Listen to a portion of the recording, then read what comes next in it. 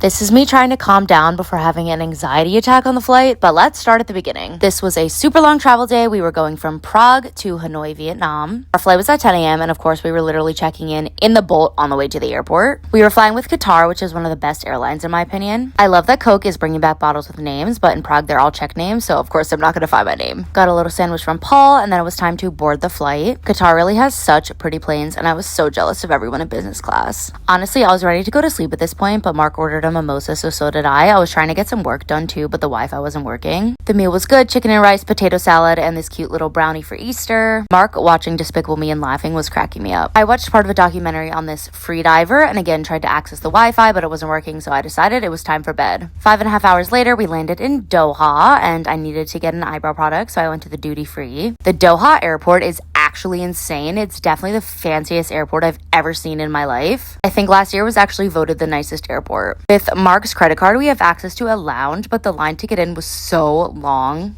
We got some food, also got a little beer, and finally I was able to get the work done that I needed to before we boarded the next flight. The lounge also had a full lay-down sleeping area, which was sick. The seat next to us was empty, which I was so happy about, except look at that. This leg of the flight was about 6 hours. I got a gin and tonic and read my book. I didn't get the meal, but I did ask for another crunchy corn snack, and the flight attendant gave me 4. I slept for a couple hours, but this is when the anxiety attack started to hit because I literally was so unwell and I needed to go to bed immediately. It was like 7 a.m. and we couldn't check into our hotel until 2, so we found a random one where we could sleep for a couple of hours. Good night.